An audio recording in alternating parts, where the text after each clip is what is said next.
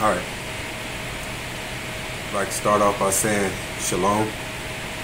All praises to the Most High, Ahaya. Today's information, we're just going to break down holy days versus holidays. And we all know here in America we're taught to follow holidays, which are man-made traditions. Okay? But the Most High, He specifically gave us holy days to follow. And nobody's following these days. Everybody has chose to follow the man-made holidays versus the Most High's holy days. So we're just going to go into some deep information tonight on what people are really following when they support the holidays.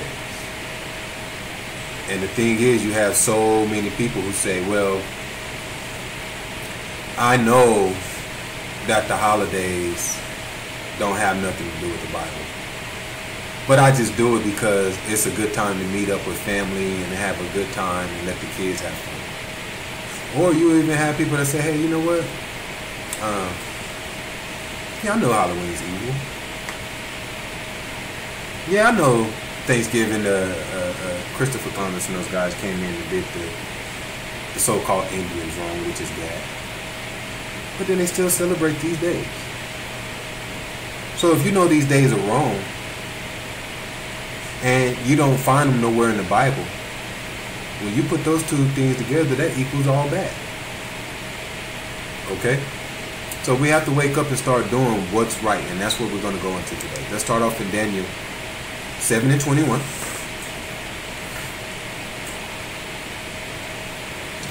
Go ahead. We're in the book of Daniel, chapter 7, verse 21. It says, I beheld, and the same horn made war with the saints, and prevailed against them, until the Ancient of Days came, and judgment was given to the saints of the Most High. And the time came that the saints possessed the kingdom. Thus he said, the fourth beast shall be the fourth kingdom upon earth, which shall be diverse from all kingdoms, and shall devour the whole earth, and shall tread it down, and break it in pieces. And the 10 horns out of his kingdom are 10 kings that shall arise, and another shall arise after them. And he shall be diverse from the first, and he shall subdue 3 kings. And he shall speak great words against the Most High, and shall wear out the saints of the Most High, and think to change times and laws. And they shall be given into his hand until a time and times, and the dividing of time. So verse 21 says, you had a horn who made war against the saints. And not only did he make war against the saints, but he prevailed against them. So what does it mean when they say made war against the saints? When it says they made war against the saints is the children of Israel. They made war against them, so they came against them and made war and brought in all kind of evil things. And making war against the saints means, all right, the war it's a spiritual war. The war is, we know you're following him, but we're going to bring this in and bring all this evil in and make war against you and make you follow that. Now your spirit is fighting in between them to follow their traditions or to follow the Most High. So now you're in the middle of a war. Alright? And along with this war in verse 25 it says, and he shall speak great words against the Most High. So this horn that's making war against the saints is speaking great words against the Most High. So like I say, so he's coming to the saints, the great horn, which is America. When you do your homework, the horn that is speaking of right here is America. So America comes to the saints and speak words against the Most High. So they teach you how to go against the Most High. The little horn, which is America, is teaching you how to go against the Most High. And how are they doing that? Through their customs and their traditions and their holidays and everything you do, the foods you eat. They're teaching you how to go against them. So he spake great words against the Most High, and shall wear out the saints of the Most High, and think to change times and laws. So once they speak these great words against the Most High and have you go against the Most High, then they change the times and laws. And how do they do that? They change the times and law through everything you do, all right, all the way down to your religion, which when you read the Bible, there's no such thing as religion. But they bring in all these religions and have you follow it, so they change that. They change your laws. So instead of you following the laws and the commandments of the Most High, they got you following their judicial laws, their governmental laws. So they changed that. The calendar. The Most High has a Hebrew calendar that we should be following. They changed that and got you following the Roman calendar, January through December. We don't got those type of names on the Hebrew calendar. So they changed a lot of different things. And while you're following their calendar, you're supporting their holidays and their rituals. Alright? But when you follow the Most High's calendar, which is his Hebrew calendar, you won't see now Christmas, Easter, nothing like that on it. You only find Christmas, Easter, and these traditions on their calendar. Okay? Let's go to Jeremiah 11 and 7. So like I said in the beginning, a lot of people say, well, hey, you know what? I spend time with family on the holidays. That's why I support the holidays, is to spend time with loved ones. And I know in my heart, yeah, I know Easter, yeah, I know all these days are not in the Bible, but in my heart, I know I'm doing right, even though the Bible don't speak of them. So people start following these holidays due to family time and, oh, I know my heart is correct. I know I'm not doing wrong. Yeah, I let the kids support Halloween. Yeah, I know it's evil, but I know in my heart we're doing the right thing, and as long as we're not actually out there doing rituals ourselves, we're all right. That's not true, you guys. Go ahead. We're in the book of Jeremiah. We're in chapter 11, verse 7. It says, "For I earnestly protected unto your fathers in the day." Protest. Excuse me. It says, "For I earnestly protested unto your fathers in the day that I brought them up out of the land of Egypt, even unto this day, rising early and protesting, saying, Obey my voice. Yet they obeyed not, nor inclined their ear, but walked everyone in the imagination of the evil heart. Therefore, I will bring upon them all the words of this covenant, which I command them to do, but they did them not." So why is the Most High repeating himself? That's what protesting means. He's out there repeating himself. Verse 7 says, "For I earnestly protested unto your fathers in the day that I brought them out of the land of Egypt, even unto this day, rising early and protesting, saying, Obey my voice." So he's repeating himself, saying, obey my voice, not the voice of men. Yet verse 8, "Yet they obeyed not, nor inclined their ear, but everyone walked after their own imagination, their evil heart." So when you say, hey, I'm following my heart, I know my heart is correct, I'm following my heart, whether you believe it or not, or whether you want to accept it or not, the Bible says your heart is evil. Especially when you're walking after your own imagination. So if the Bible says, don't follow the way of the heathen, Christmas is pagan, but yet you still follow it for your reasons and says, hey, I know why I follow it for my reasons and my heart is correct, he says your heart is evil. And he told you to obey his voice, but they did not. So people want to follow these holidays. People want to follow government laws. They don't want to obey the Most High. What we just read in Jeremiah 11 says y'all don't want to obey my voice. So whose voice are they obeying? Let's go to Colossians 2 and 8. So since they don't want to follow the Most High's laws and his holy days, let's see what they're doing then. If they're not obeying his voice, let's see who they're obeying. Go ahead. We in the book of Colossians, chapter 2, verse 8. Says, "Beware, lest any man spoil you through philosophy and vain deceit, after the tradition of men, after the rudiments of the world, and not after Christ." So it says, beware, lest any man spoil you through philosophy and vain deceit. We'll stop it right there for a second. So what does that mean when it says, beware, lest any man spoil you through philosophy? Well, we already know what philosophy is. Philosophy is all this psychology stuff that they're teaching you, and philosophy through these religions, and they're brainwashing. It says, beware, don't let no man spoil you through that. So just because this dude went to college for 10 years and got his doctrines and his bachelor's and all that, now he think he's a philosopher? Don't let them spoil you through that. Alright? And vain deceit, which is emptiness. Vain means emptiness. Don't let them lie to you with this empty, false information. After the tradition of man, after the ruinments of the world, and not after the Messiah. So it says that through these traditions, the world has been ruined. And why has the world been ruined through these traditions? Your holidays and different things like that. Anything that's annually is a tradition. So these traditions have ruined the world because they don't have nothing to do with Christ, which is the Messiah. Alright? Because the traditions and the holy days that has to do with the Messiah is in the Bible. But anything that's not in the Bible is tradition of man, and that's why it's ruining the world, because the world is following all these man-made traditions versus following the traditions of the Most High. So now a lot of souls are ruined. So until you can get away from these traditions, you're ruined. Point blank. And a lot of people say, well, you know, I do it for the kids.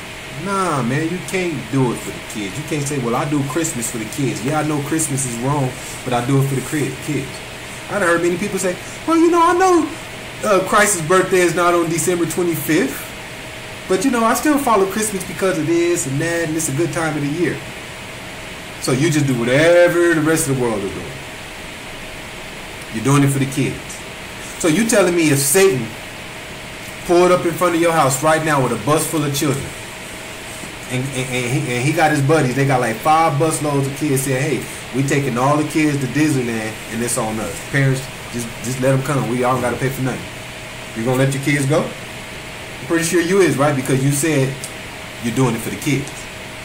So if the kids see all the other kids in the neighborhood on the bus for Satan going to Disneyland for free, you ain't gonna leave them out, right?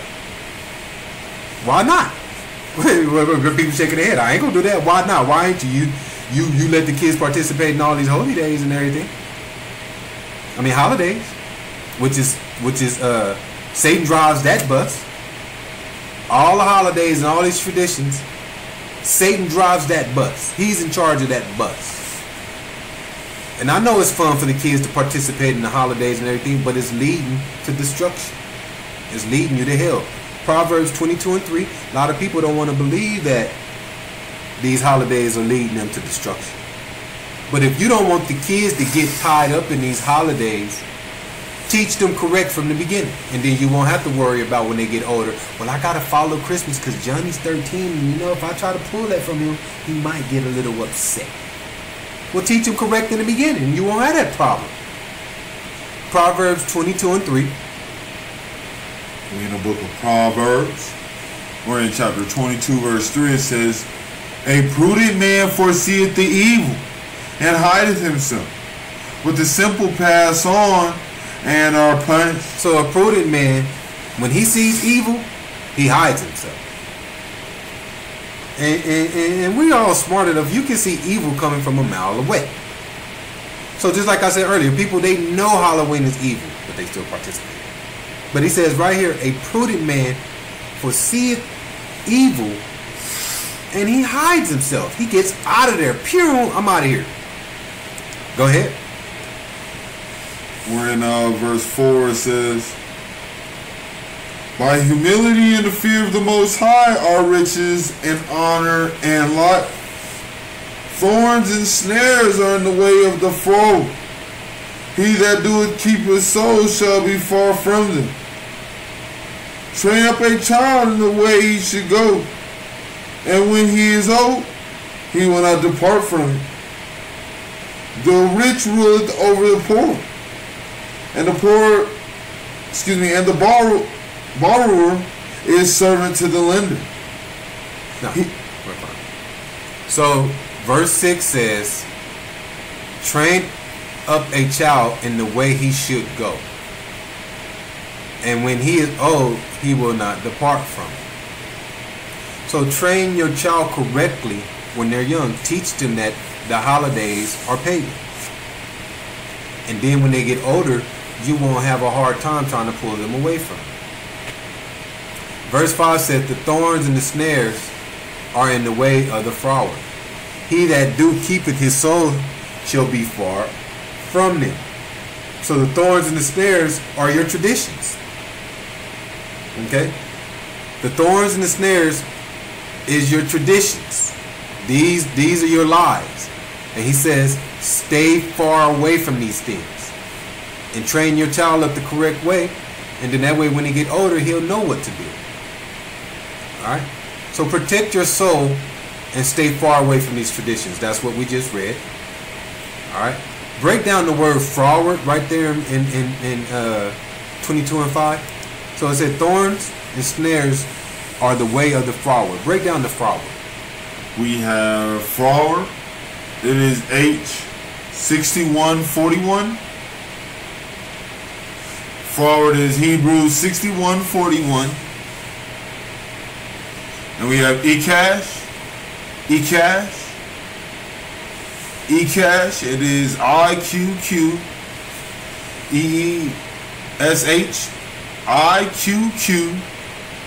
IQQESH. Ekash, and it is distorted, hence false, crooked, fraud, perverse. So Proverbs 22 and 5 says, the thorns and the snares are in the way of the froward. The thorns and the snares are in the way of the distorted. The distorted people. Who is distorted? Who's distorted? Alright? So the thorns and the snares are in the way of the distorted people. And they bring in false lies. Alright? This way is false and it's perverted, it's twisted. So don't walk in their way. Alright? Protect your soul and stay far away from it. Let's go to Leviticus 23 and 1. So these traditions of men, which is the holidays, are false and crooked. You have to train your child the correct way when they're young, so when they get older, it's not hard for you to say, hey, we're not participating in this. It's not hard for you to teach your kid right. Alright? Because the older they get, then they become part of the world. They're rooted in. They're like everybody else. But if you teach them young, then it teaches them not to be like the world. Go ahead. So Leviticus 23, when you read Leviticus 23, it breaks down the holy days of the Most High. Alright? Go ahead.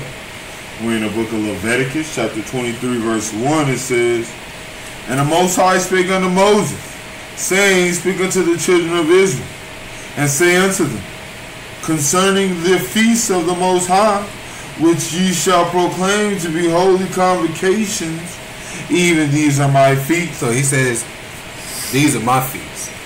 Alright, he told Moses, hey, speak unto the children of Israel and pronounce to them my feasts. That's what holy convocations is. Go ahead. We're in verse 3, it says, 6 days shall work be done, but the 7th day is the Sabbath of rest and holy convocation. Ye shall do no work therein. It is the Sabbath of the Most High in all your dwellings. So the first holy convocation is the Sabbath day, which is Friday evening to Saturday evening.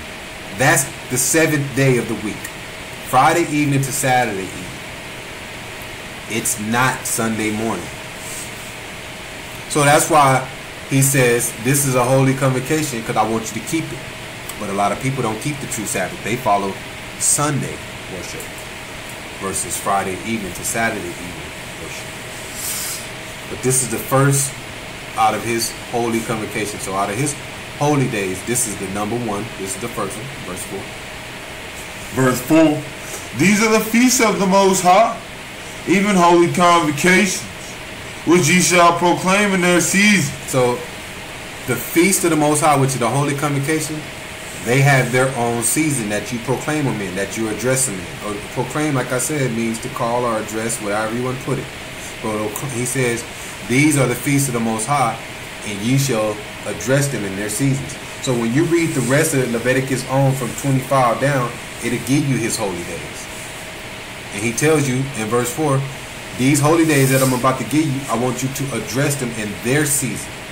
But if you're not following the Hebrew calendar, how can you ever address his holy days? Because his holy days are on the Hebrew calendar. They're not on the Roman calendar. He gave Moses a specific calendar to follow to keep up with these days. Let's go to Exodus 12. Let me show y'all. So the only way you can address his days is by following the Hebrew calendar. You will never be able to address his days and follow them correctly if you follow the Roman calendar. Exodus 12 and 1. In the book of Exodus, chapter 12, verse 1, it says, And the Most High spake unto Moses and Aaron in the land of Egypt, saying, This month shall be unto you the beginning of months. It shall be the first month of the year unto you. Speak ye unto all the congregation of Israel, saying, In the 10th day of this month shall take to them every man a lamb, according to the house of their fathers, a lamb for an house. Okay. So, right there in Exodus 12, he says, 12 and 1, says, The Most High spake to Aaron in the land of Egypt. So this is right when they was coming out of the land of Egypt from under the hand of Pharaoh. He said, now that I got my true people, I've taken y'all from under the hand of Pharaoh. Now that I got all my true people together, now I want to teach Moses, I want you to teach them how to walk after my ways. This was one of the very first things that he told Moses to do. Now that I got my true people from under the hands of Pharaoh, teach them my true ways. And he says, this month that you brought them out of there, from under the hand of Pharaoh, should be the beginning of months. So now that you brought them from under, this month start now, will be the beginning of your calendar. They wasn't following no calendar before this. But once Moses brought the people from under the hands of Pharaoh, he says, now that y'all got all my people in one spot, now I'm going to give you the calendar that you follow. And in verse 3, he says, Speaking to the congregation of Israel, saying, In the 10th day of this month, they shall take every man a lamb. So now we're going to start the Passover. And when you go back to Leviticus, the Passover after the Sabbath day is the first holy day that you follow. Actually, let's go to it. Let's just show them real quick. Leviticus 23 and 5. We in the book of Leviticus, chapter 23, verse 5, it says, In the 14th day of the first month, at even is the Most High's Passover. So the first month is the Passover. So that's what he was just telling Moses in Exodus 12. Now let's go to Exodus 13. Go to Exodus 13 and 4.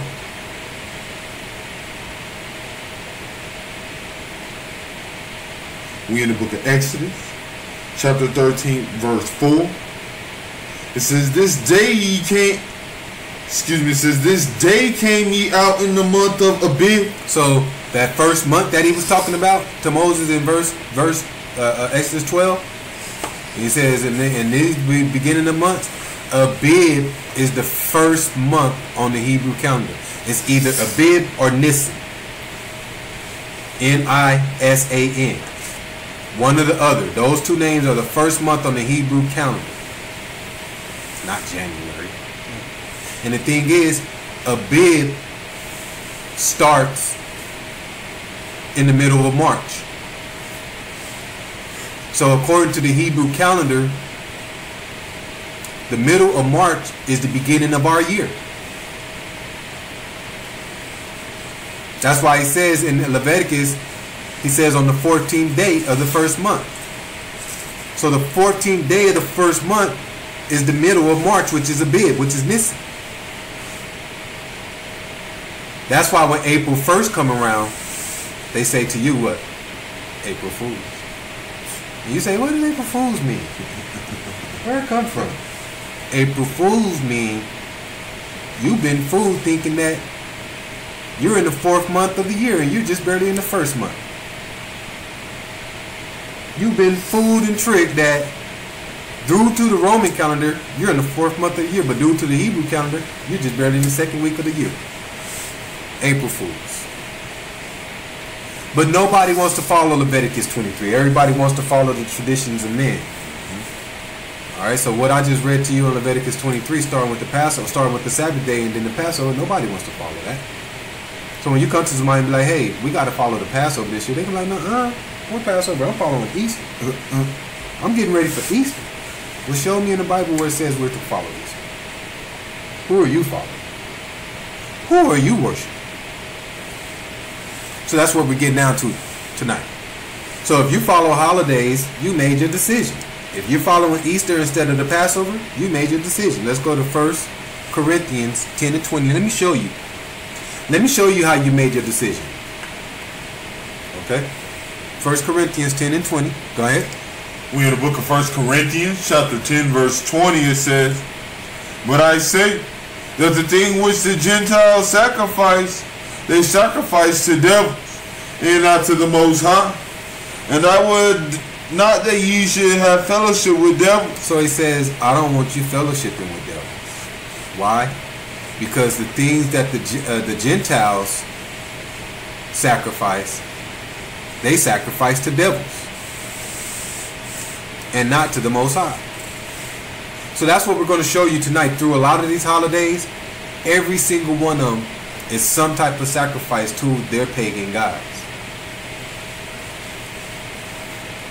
So just because you're not doing the actual sacrifice and the actual rituals doesn't mean you're not participating in these events. That's like me and Brother James right now. If we come up with some type of chant, and it could mean kill everybody. But if we come up with a chant and then we put it on Facebook and everybody starts saying it, don't even know what the chant means. You're following the reasoning on what me and Brother James made that chant for.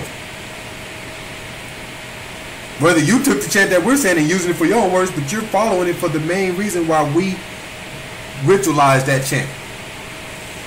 So the same thing with the holidays. They made all these rituals and sacrifices to these holidays way back in the day. And then here you come generations later following that same holiday, talking about you're not like them.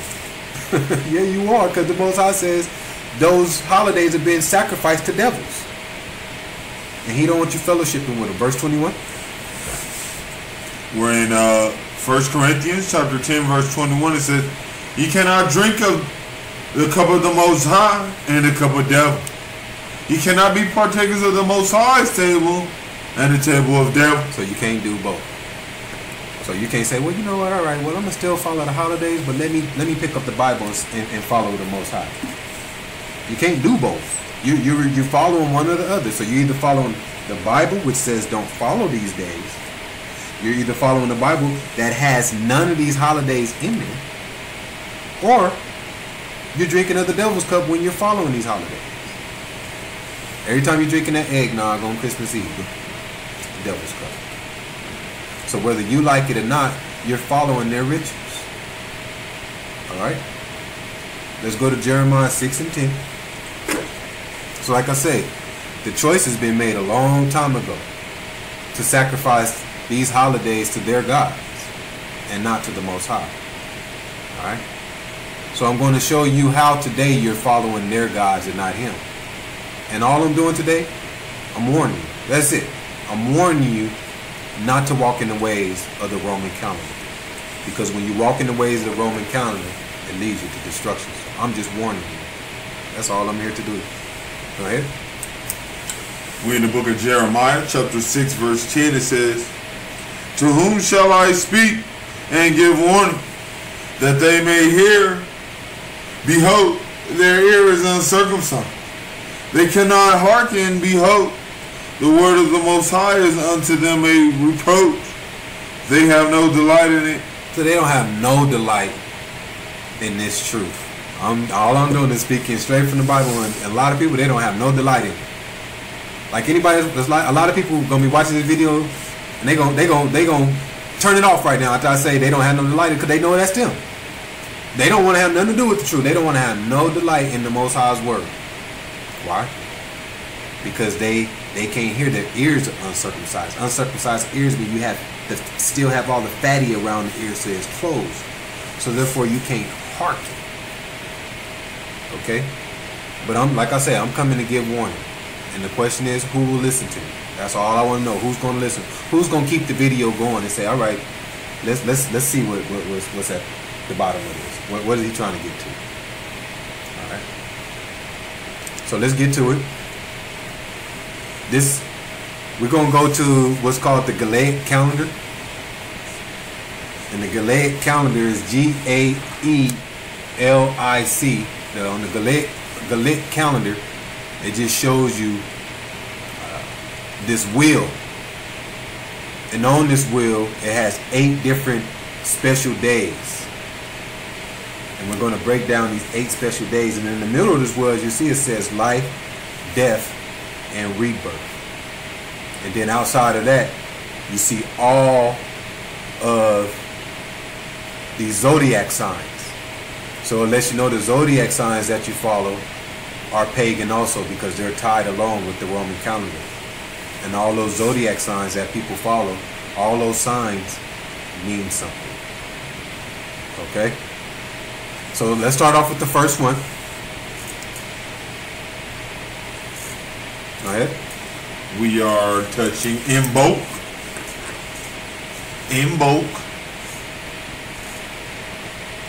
And it says, Bridget.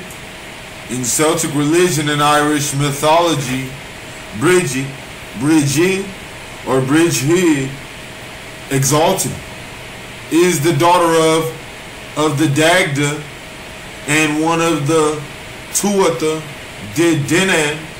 She was the wife of Brith of the Fomorians.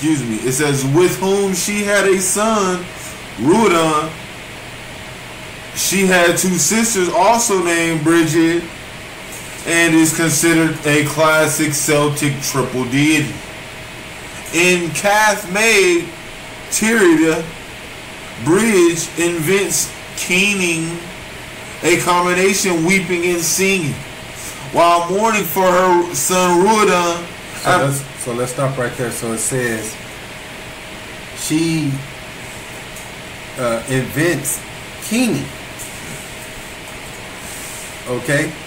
And then it says she invents keening, which is a combination of weeping and singing, while mourning for her son Ruadan. Let's break down what the Bible says about weeping. Okay? Let's stop right there. Let's go to Ezekiel, was it 8 and 14?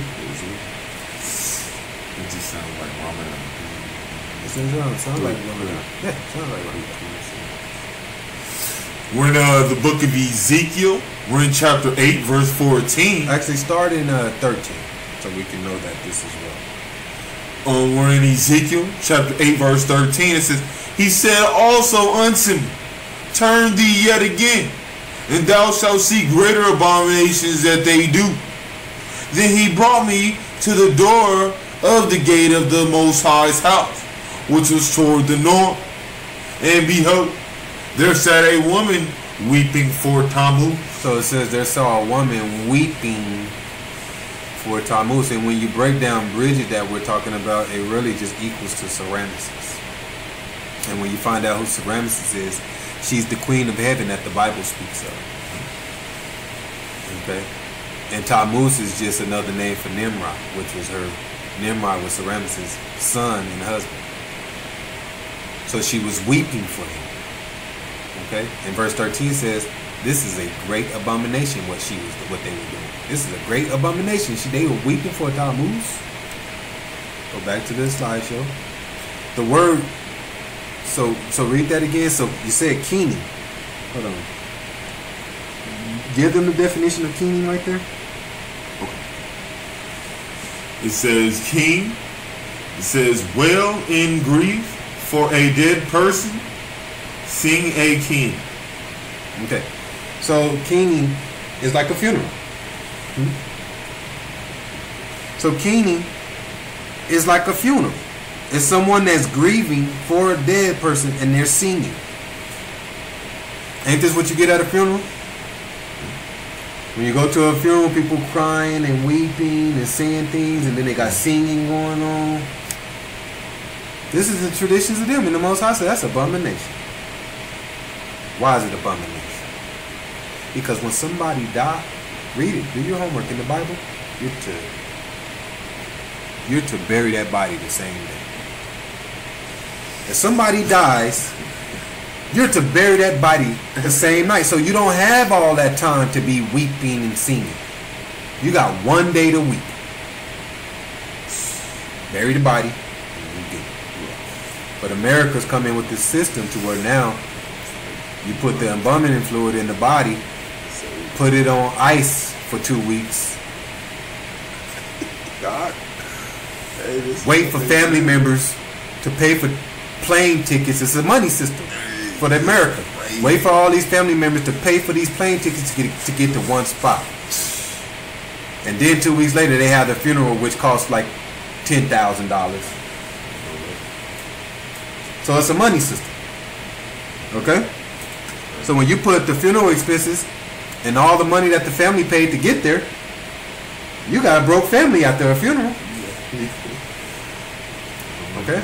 But according to the Bible, you're supposed to bury that body that night. Give your condolences. You say, hey, all right, you mad? Yeah, and the body's gone. Okay? But she started this weeping and this singing, which is called keening, which is your funerals. Read the rest of it. I just finished where I left off when the beginning of the second paragraph says, she is credited in the same passage with inventing whistle used for night travel. Bridget is considered the patroness of poetry, smithing, medicine. Medicine is the key here. Because Bridget, she has many names. She's Ceramicus, she's Estra, Astara, Isis. Okay? And if you pull up an ISIS picture right now, go to Google and put in ISIS. Nah, just don't even got to put in Egyptian goddess. Just put in ISIS. And go to images and watch what pulls up. It'll be Ceramicus, who will be your medical symbol, with the 2 serpents wrapped around her with the wings. So she's the one that brought in this whole medicine, which is your poison, which is your venom. That's why it's got the 2 snakes wrapped around it, because the venom, the medicine is the venom that they put in it. It's stinging you with the venom. That's why when you get bit by a snake and it's poisonous, you don't know when you're going to die. You might die that same night. You might die 3 days later. You might die a month later. You don't know when that poison's going to kick in. So same thing with the medicine. The doctor doses you up this medicine, and the medicine might make you feel good for a few years or whatever, but sooner or later it's going to kill you off. It's got them effects. It's got them side effects. Read the rest of that. I'm going to finish where I left off. We're in the middle of the paragraph. It says, arts and crafts, cattle and other livestock, sacred wells, serpents in Scotland, and the arrival of early spring. In the Christian era, 19 nuns at Kildare tended a perpetual flame for the saint, which is widely believed to be a continuation of a pre-Christian practice of women tending a flame in her honor.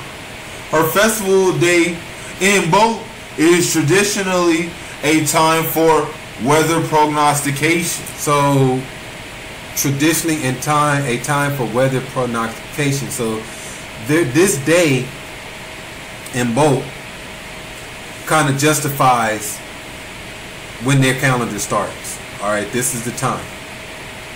Okay, this is the time that we go into our rituals. Give them this information that I have right here. Go ahead. We're still touching in Bolt. It says in Bolt or in Bowl, also called St. Bridget's Day, is a Gaelic festival marking the beginning of spring. Most commonly It is held on 1st of February, or about halfway between the winter solstice and the spring equinox.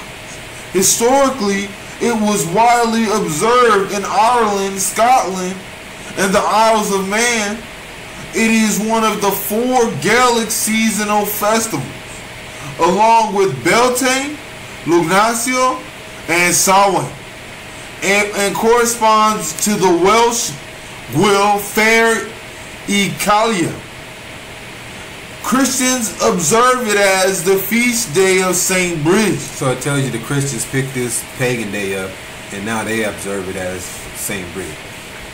Why? If the Christians are supposed to be the followers of the Messiah, why are they picking this day up? What's wrong with them? Why are they picking this up if it ain't in the Bible? What they doing? So that lets you know the Christian religion has nothing to do with the Bible. Because if they picking this day up and it's not in the Bible, what Bible are they following? Okay?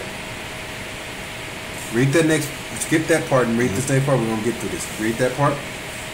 We're down to the next paragraph. It says, Irish imbolc derives from the old Irish imbolg, in the belly. So the word imbolc in Irish means in the belly.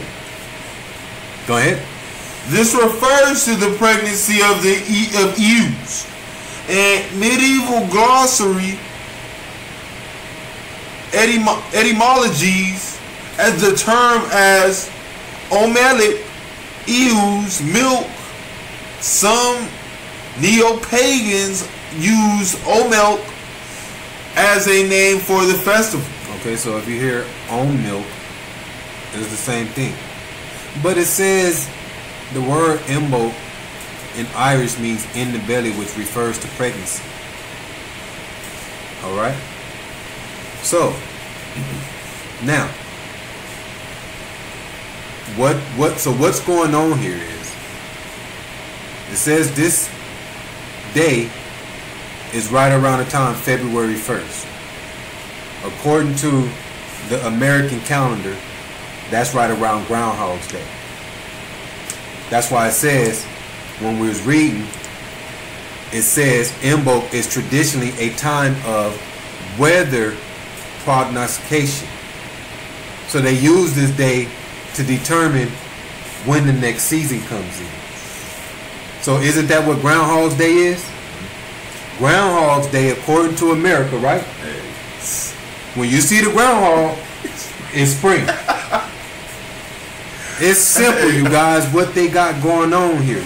So Groundhog Day, they tell you it's Groundhog Day, just a little simple groundhog determining if it's spring or not, when traditionally through their pagan ways and rituals, it's Imbolc.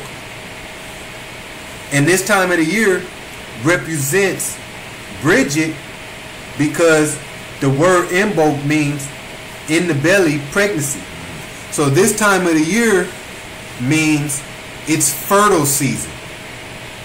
Bridget is now getting fertile.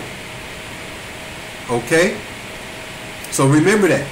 This time of the year represents in the belly, which means she's fertile. She's ready. She's ready to be pregnant. She's ready to get pregnant. Groundhog Day. Okay? Next one. Our next one is Ostara. Ostara. And it says Ostara, also called Lady Day, is a pagan holiday celebrated every year on the spring equinox, usually March 21st. Saxons had a festival every year for their spring and fertility goddess, Esther, involving variations of many traditions we use today. So it tells you right here that this pagan day that we breaking down right now is usually in the spring, right around the end of March. And it tells you right here. Read that last part again. It says Saxons had a festival every year for their spring and fertility goddess, Esther, involving variations of many traditions we use today. So it says the Saxons had a festival every year in the spring dealing with the fertility goddess and involving variations of many traditions that are used today. These are the traditions that we just read of in Colossians 2 and 8. Go ahead. It says, when missionaries converted these people into Christians, So they go to Christians again. So when the missionaries converted these people into Christians, so Christians were just going around converting people into Christians. Anybody that had anything to do with slavery, converted into Christians. I don't care what part of anytime slavery was going on, slavery's still going on. But when it was going on physically and it was driven big hard, everybody that was a slave was either converted into a Christian or converted into a Catholic. And if you didn't get converted into either one of those two religions, you would get killed. You had no choice but to become either a Christian or a Catholic. So that's why today when you look in America, what do you have? Christians and Catholics. They run this country. Go ahead.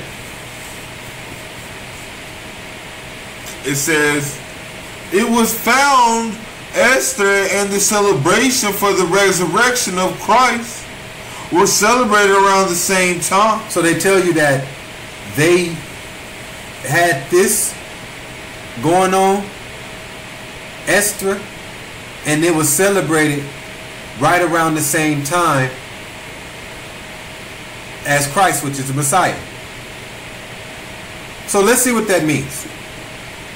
Why do they say this pagan tradition was celebrated right around the same time as the resurrection of the Messiah?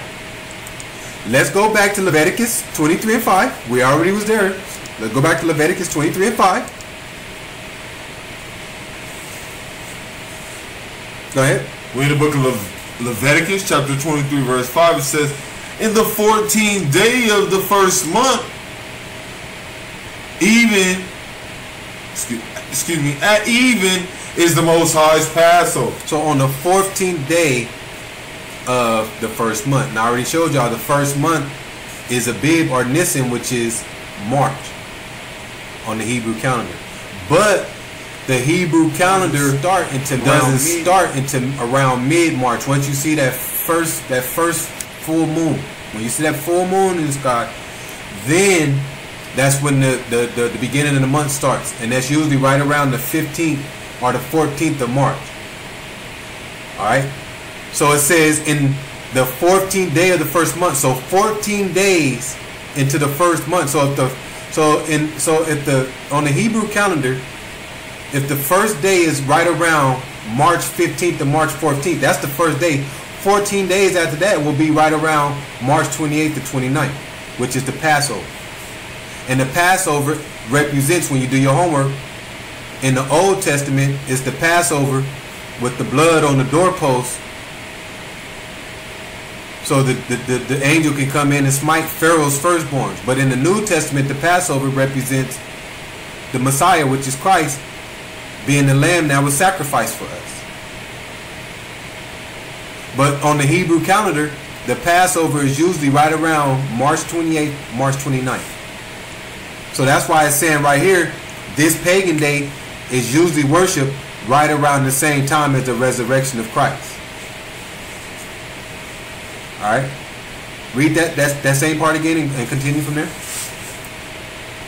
Okay, it says, it was found Esther and the celebration for the resurrection of Christ was celebrated around the same time.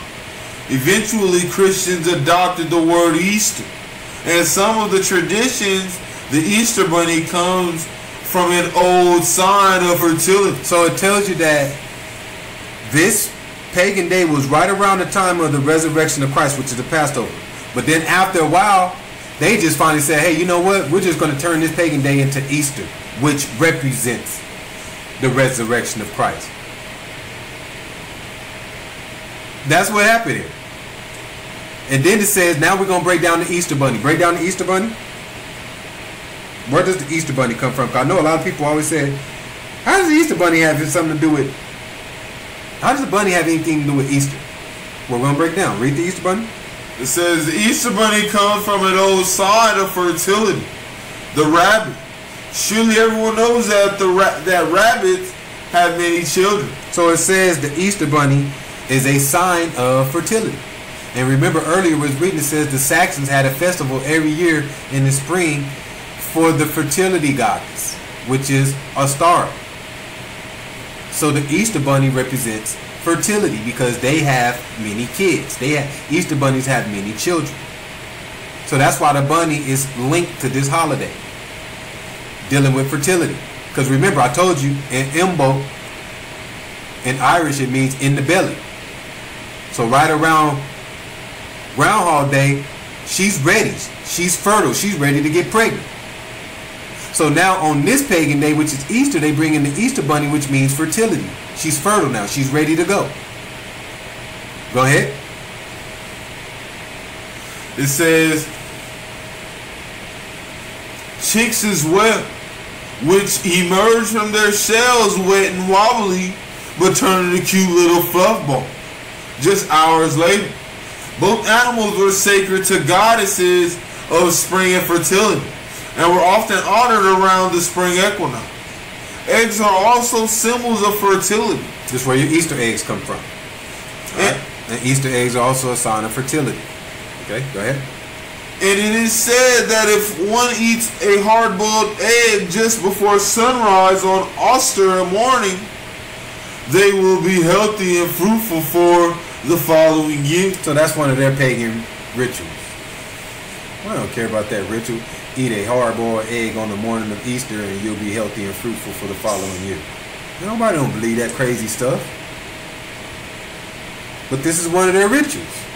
So every morning on Easter, you got the kids waking up early, getting eggs ready for the Easter egg hunt that evening, that afternoon. And while y'all doing it, they eating the eggs, having a good old time, and you're just worshiping their little rituals. Go ahead. In addition, in old Europe, eggs were decorated and given as gifts. So eggs used to be decorated and given as gifts rather than being hid. They was gifts. That's why you see people decorating eggs and stuff. Go ahead. As wishings of abundance in food and prosperity, as pagan religions were shunned. Followers made a game out of children finding the eggs hidden in plants and other under fences. Okay. Read the Wikipedia information on Ostara. We on Ostara. It says Eostre or Ostar. Old English, Easter, Northumbrian dialect, Ostre. Old High German, Ostara, is a Germanic divinity who, by way of the Germanic month bearing her name, Northumbrian Easter monad. Easter monad. Keep reading. I'm gonna open the door for you to see that. Keep reading. West Saxon Easter monad. Old High German Easter monad is this namesake of the festival of Easter. Eostre is attested solely by Bede in his 8th century work, The Reckoning of Time, where Bede states that during Easter monad, the equivalent of April, pagan Anglo-Saxon had held feasts on Eostre's honor, but that this tradition had died out by his time, replaced by the Christian Paschal month, a celebration of the resurrection of Jesus. So it tells you that the festival of Eostre had faded out. It said it had, the tradition of it had faded out. So this pagan day was starting to fade out. They wasn't giving much attention to it. And the moment this pagan day faded out, the tradition had died out. They replaced it by putting it as Easter and making it the resurrection of the Messiah. So they brought in this pagan day. Their day faded out. They changed it to Easter and then replaced the Passover, which was for the holy day for the Most High, and put Easter in this place. And then said Easter is in representation of the resurrection of Christ. And it had nothing to do with it. Easter is in the representation of the pagan day, the fertility goddess, Estre. Okay? And the Easter bunny that's attached to it with the eggs means fertility. So now let's break down what it means, fertility. So now, Estre, now dealing with Easter, her egg is dropped. She is now ready for child. Just like a woman, when you go through her cycle, her egg dropped. Now she can have a baby. Once that egg drops and somebody comes in to put the seed in, boom, she's with child. So in Imbolc, February 1st, which is Groundhog's Day, she becomes fertile. Okay? And then on Ostara, which is Estre, which is Easter, her egg drops. That's why you got the Easter egg all involved with this holiday. So now she's ready for child. So now all she needs is a seed. Now all she needs is a seed. Bada boom, bada bang. Let's go into the next one. You got to follow the story to get the real truth here. Next one. The next one is Beltane. So this is the next pagan day on their calendar. Beltane, go ahead. We're touching Beltane. It says Beltane is the last of the 3 spring fertility festivals.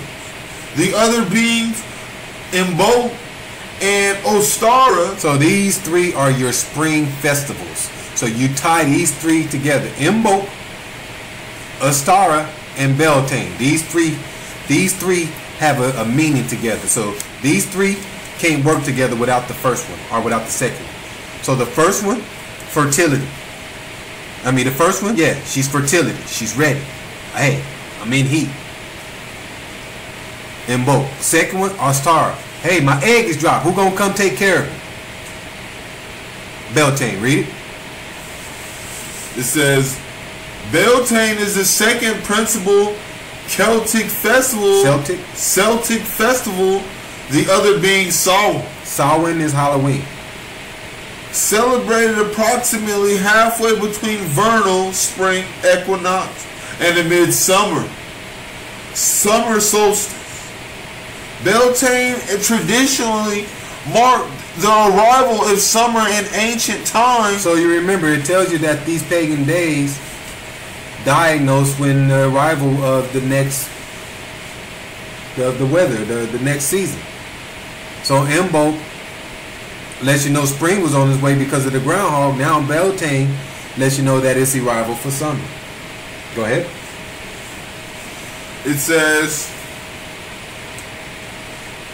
and its counterpart Samhain divide the year into its 2 primary seasons: winter, dark part, and summer, light part. As Samhain is about honoring death, Beltane is the counterpart, is about honoring life. So Samhain, which is Halloween, is about honoring the dead people. And then Beltane is their pagan day, which is the opposite, about honoring life. We're going to get into it. Go ahead. It is the time when the sun is fully released from his bondage of winter and able to rule over summer and life once again. Beltane translated means fire of Bel. So Beltane is the representation of the sun, and the sun's name is Bel. Go ahead. Or bright fire, the Bel fire. English Bel, Anglo-Saxons Bear, Lithuanian Baltans, white Bel, Belly, Belinus, Belinos. So these are all the different words you can say Bel. Bel, Bailey, Baal, all of them are the same. Go ahead. is the known as the bright and shining one. So when you're following Baal, you're following the sun. Sun worship. Go ahead. A Celtic sun god. Belia is the father, protector, and the husband of the mother goddess. So he's Baal, which is the sun. He's the protector of the mother goddess, which is all these names: so Ramesses, Ostre, and Imbo, which is Bridget. Go ahead. It says, young men and women wandered into the woods before daybreak of May Day morning with garlands of flowers and or branches of trees. They would arrive most rumpled from joyous encounters. So it says on this day, a bunch of kids would run into the woods, and then they would come back most rumpled from joyous encounters. What does that mean? They was out there having orgies. Most rumpled from joyous encounters? Go ahead. In many areas with the maypole for the Beltane celebrations, pre-Christian societies' thoughts on human sexuality and fertility were not bound up in guilt and sin, but rather joyous in the less restrained expression of human passions. Life was not an exercise, but rather a joyful dance, rich in all beauty it can afford. So, Beltane was the sun worship, okay? And the sun worship represents Baal, which is Nimrod. Okay? Read this next part. It says, the year turns and soon Beltane arrives. The earth is alive with green life. The green man has been very busy, enjoying his youth and virility. The great mother calls him to her, for it is a time for the great marriage between them. So who's the green man? So it says the great mother calls him, the green man calls him to her for the great marriage between them. Why is she calling him to her? Because she's in heat. She has the egg. The egg's already dropped. All she needs is somebody's seed. So she sees the little green man and say, hey, come here. Come here, little green man. I know you've been very busy enjoying your youth. That's what it says. The green man has been very busy enjoying his youth, but the great mother calls him to her for the great marriage between them. Who is the little green man? Mr. St. Patrick. Mr. St. Patrick's Day. Little leprechaun with a little magic, little green man running around pinching people and flirting. Running around pinching people and having fun. I know what St. Patrick's Day represents. St. Patrick's Day just represents spring is here. Everything is now green. Everything is now green. Everything's turning green again. Little St. Patrick's Day. Little St. Patrick's Day man is the little 4-leaf clover is here. The little green man. So she said, hey, little green man, hey, can you stop flirting and pinching people and come pinch me? My egg is ready. Go ahead. It says, they are married and in great right that follow. She is once more impregnated for the following Yule. So she is once more impregnated for the following Yule. So what does that mean when it says she is once more impregnated for the following Yule? So it lets you know that they do this every year. What we're talking about is not a one-time thing. That's why that wheel I showed you in the beginning, it's a cycle. They follow these same days and same traditions on a yearly day. So every year it comes around, this is what they do. Every May, this is what you have going on. Every February in bulk happens. So it recycles itself every year. So it says once more she is impregnated for the following Yule. What is Yule? Yule is December. Yule is Christmas. So it says she is once more impregnated for Christmas. So if she's getting impregnated at the end of April, early May, you tell me what baby this is going to be born in Christmas then. You do the math. Finish it. It says, we have planted our fields and put our animals to pasture. We come together and honor the union of the Lord and Lady.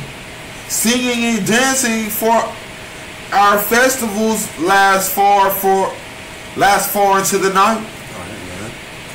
It says Beltane was one of 4 Gaelic season festivals. Samhain, November, Imbolc, February, Beltane, May, Lughnasadh, August. Beltane marked the beginning of the pastoral summer season. When livestock were driven out of the summer pastures, rituals were held at that time to protect them from harm, both natural and supernatural. And this mainly involved the symbolic use of fire. There were also rituals to protect crops, dairy products, and people, and to encourage growth. The ARC, often described as the spirits or the fairies. So it says we have to protect the crop over this time of the year, and we use certain rituals to protect the crops. And through these rituals, we often use the spirits of the fairies. Let me show you what this is now. What ritual are they talking about right around this time? So right around end of April, end of May, what picks up? What tradition picks up bigger than anything right around that time of the year? Marriage, weddings. You have majority of your weddings right at the end of right around spring weddings, because now you can have it outside. It feels good. It's green. You want to have a nice green wedding outside. You see nice flowers. So this is the perfect time of the year to have a wedding.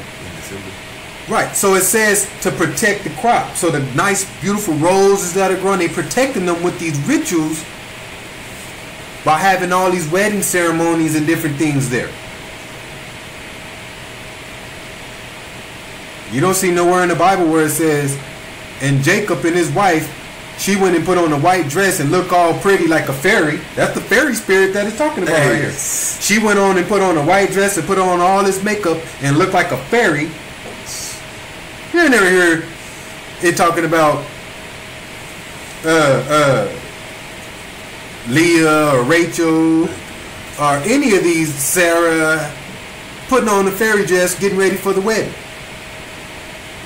According to the Bible, the moment you have intercourse with somebody, that's your wife. I don't need no marriage certificate. I don't need no wedding ring. I don't need 150 people to do this ceremony in front of this ritual. It's a ritual. The whole marriage ceremony is a ritual. Go ahead, finish the rest of that. It says, this often described. Yeah, often described as the spirits or the fairies were thought to be especially active at Beltane, as at Samhain, and the goal of many Beltane rituals was to protect humans from these beings. So let's stop. So in Halloween, they're releasing the dead spirits. They're honoring the dead spirits, so they're doing these rituals to release the dead spirits. So the Druids back in the day said, well, dang, you know what? We're releasing all these dead spirits. Some of these guys can come back evil and start hurting people. So that's why they started wearing costumes. They started wearing costumes on Halloweens to control these dead spirits that they were releasing. So the same thing for Beltane. Beltane, they say, is the opposite of Samhain, where they release the living. So when they release these living spirits, which are your fairies and your witches, then that's when they put on the wedding dresses and the costumes to control these spirits. Same way as Halloween. All right, go ahead. It says, let's go back. It says, and the goal of many Beltane rituals was to protect humans from these beings, as well as from human witches who may try to cause harm. Beltane was a springtime festival of optimism, during which fertility ritual again was important, perhaps connecting with the waxing power of the sun. So it says that this springtime festival was a fertility ritual, again, was important. So along with the first two, you remember it says these three work together. Imbolc, Ostara, and Beltane. You need these 3 rituals to pull off what they're trying to do. And Beltane is the connecting with the power of the sun. So this is where your sun worship comes from. Okay? Let's go to Jeremiah 51 and 44. Let's see what the Bible has to say about Baal. Go ahead. We're in the book of Jeremiah. We're in chapter 51, verse 4. And it reads, 44, excuse me, we're in chapter 51, verse 44. It says, "And I will punish Baal in Babylon, and I will bring forth out of his mouth that which he has swallowed up, and the nations shall not flow together any more unto him. Yet the wall of Babylon shall fall. My people, go ye out of the midst of him, and deliver ye every man his soul from the fierce anger of the Most High." So it says, I will punish Baal in Babylon, and I will bring forth out of his mouth that which he has swallowed up. Who did Baal swallow up? Baal swallowed up all the people that are walking around following these religions. He has swallowed them up. Okay? And the nation shall not flow together anymore unto him. Okay, so he says, once I take care of Baal and punish him, all the nations worldwide will no longer follow this. The nations will no longer flow together. Why? Because I'm going to take care of Baal. Alright? And my people, go ye out of the midst of her, and deliver ye every man of his soul. So it says, I want you to leave America, which is Babylon. Go out of the midst of her, and every man deliver his soul from the fierce anger of the Most High. So the Most High has anger that he's about to put on Babylon, and he don't want his people to be here. So that's why he says, deliver yourself. And this time, every man has to deliver his own soul. Moses ain't going to come and say, hey, and perform miracles against the government so people can know that he's the man of the Most High, and then they run to Moses and he gets them out of here. That ain't going to happen the second time around. The second time around, he says, hey, my people, deliver yourself, every man his own soul. All right, next one. We have Lita, and it is the summer solstice. It says purpose, rededication to the Lord and Lady, beginning of the harvest, honoring the sun god, honoring the pregnant goddess. So Lita, this pagan day, is now in representation of the Lord and Lady, beginning of the harvest, and honoring the sun god, and honoring the pregnancy of the birth of the Queen of Heaven. And this is right around June 20th or so, the end of June. So right around the end of June, this is when they're doing this. Okay? Right around your 4th of July. Alright? Your 4th of July time, this is right around the time you getting this. Honoring the sun god and honoring the pregnant goddess, which is Semiramis. Go ahead. It says its colors: blue, green, gold, yellow, and red. Customs: it says bonfires, processions, all-night vigil, singing, feasting, celebrating with others, cutting, divining rods, dowsing rods with wands, herb gatherings, hand fastings, weddings, druidic,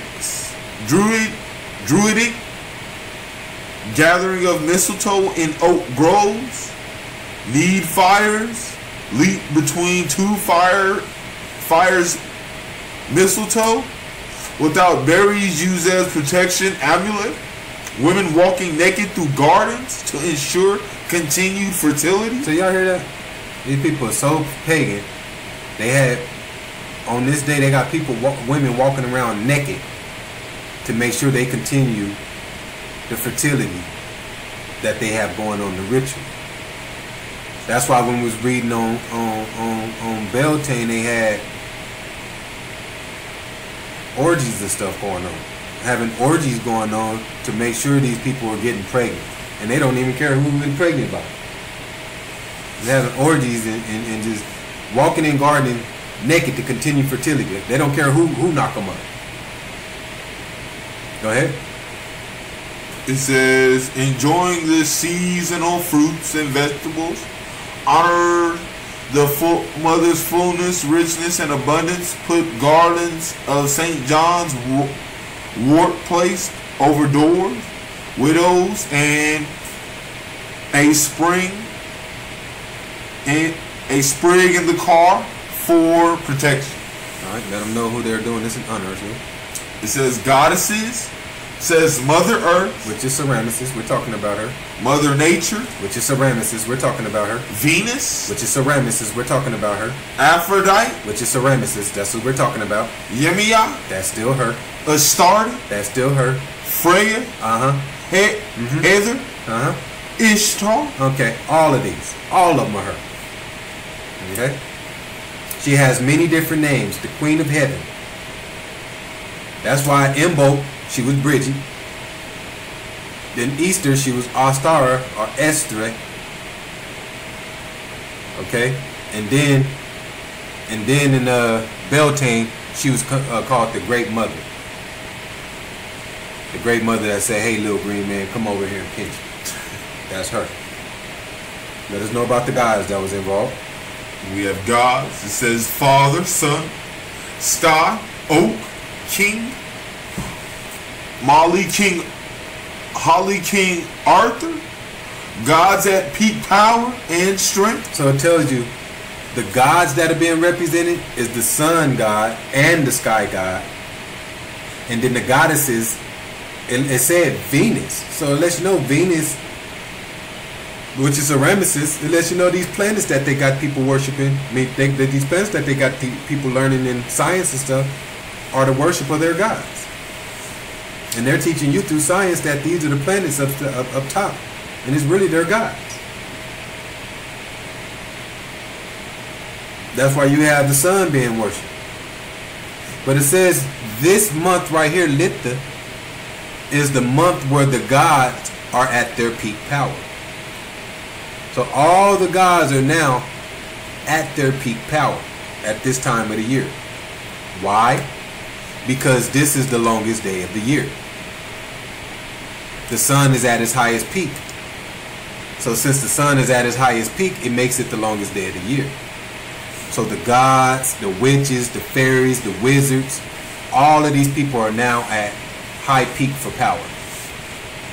Now we can now perform all of our rituals and they will work. See, earlier in the year when they're not at their high peak, they can perform their rituals. They might work, they might not.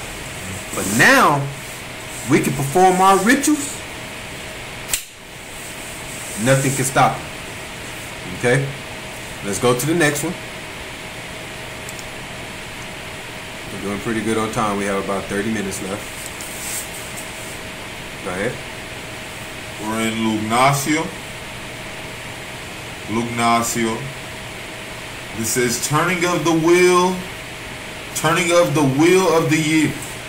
The calendar of the Celts, Wiccans, pagans, and others who see the wheel as a cycle of birth, life, and death, then rebirth relating to both the human condition, the four seasons, and the dying and rebirthing of the earth. So, Lugnasio, okay, this is the time where it's the turning of the wheel. And this is right around August 1st. So right around August 1st, all right, they say it's time to change, the turning of the wheel. All right, and the wheel cycle represents birth, life, and death, then rebirth, relating to both the human condition. All right, go ahead. It says, just go with the four seasons. It says the four seasons and the dying and rebirthing of the earth and the sun as it moves through the sky from the winter solstice and to the summer solstice from the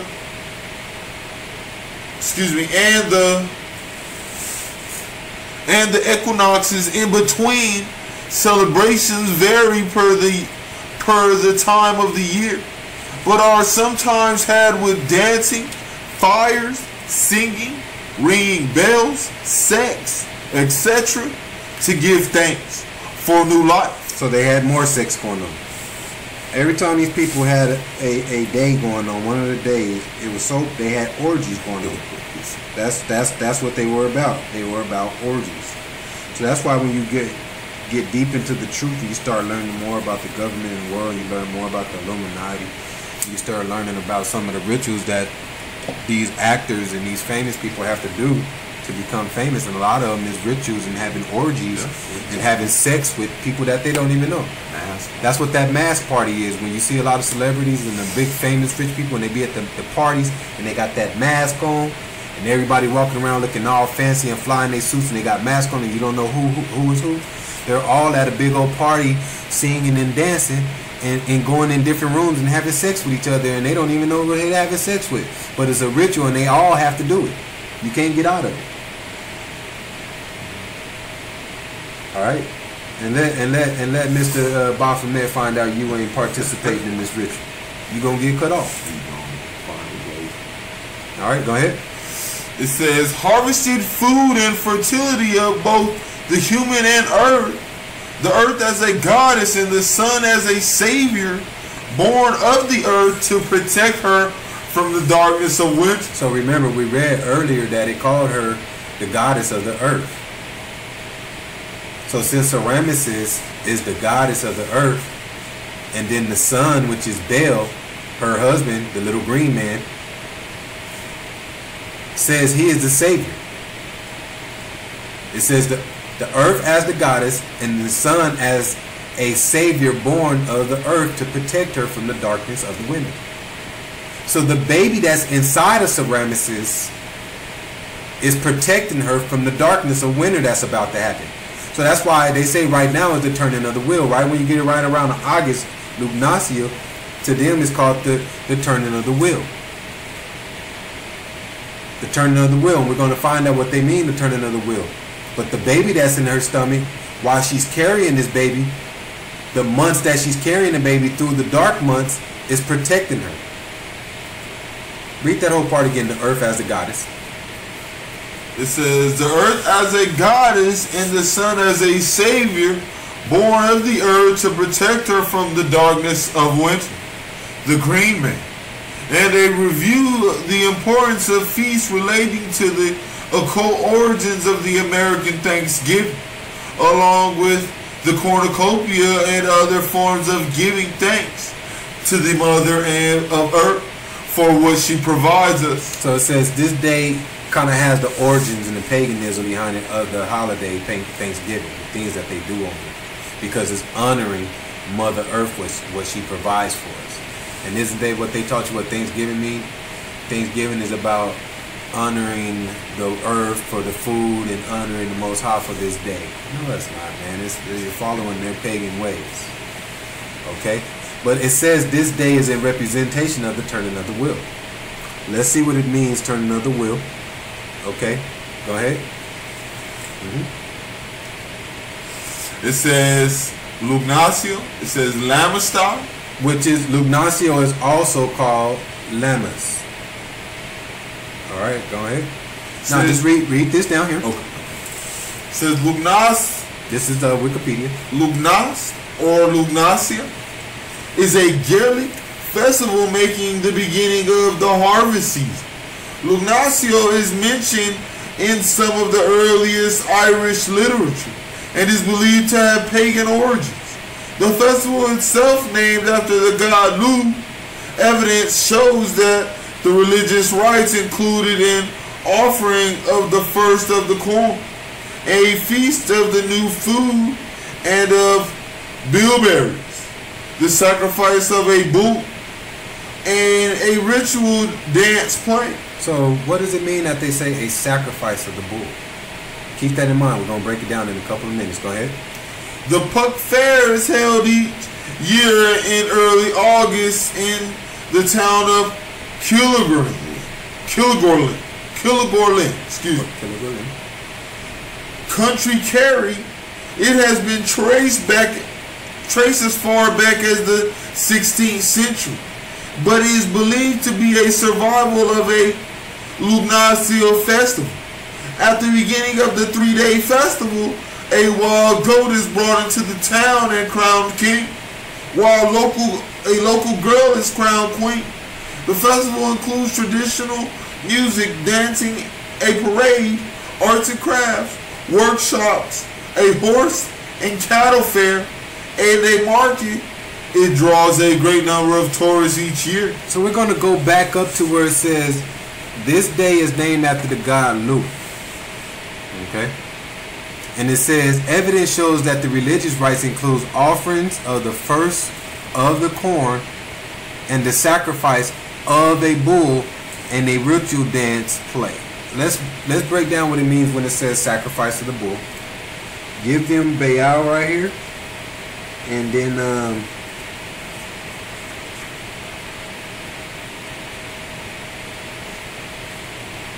give them Baal. Let them know, show them the book.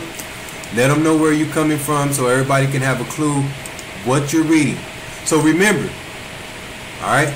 Remember, this month represents the turning of the wheel. Okay? And since it represents the turning of the wheel, what does that mean? Something's being turned over. So we're going to find out what the turnover is. So it says they sacrificed a bull. But remember, right now, the person that's running everything outside of Semiramis is Baal, the worship of the sun god. He's the god that they worship. So we're going to break down Baal real fast in this book. We're in the Compact Bible Dictionary, Zondervan's. Breaks every word down in the dictionary, in the Bible. Dictionary form. It says Baal. Says, my Lord, my Master. The common name for all local gods, as well as Jehovah. So it says Baal, it means my Lord. All local names for God and Jehovah. Go to Jehovah in there. Look for Jehovah. Find Jehovah. Okay. So we says on this day they sacrificed a bull. Okay. Baal or Baal means my Lord or Jehovah. That's what Baal means. Baal means Jehovah. Let me see.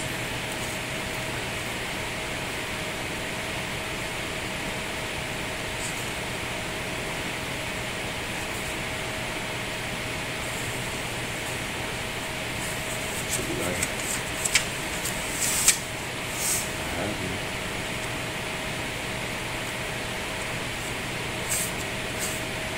Oh, yeah, mine over there. Yeah, there you go. Yeah, nah, hold on. Go to, no, I'm not looking for Jehovah. Go to, maybe it's calf. Yeah, go to calf, yeah. Yeah.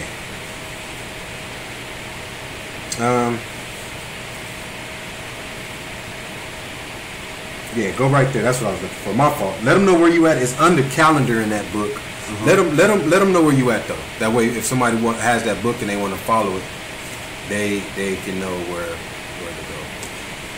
We are in the definition calendar. We're still in the Compact Bible Dictionary, the Zondervan's. We are in the end.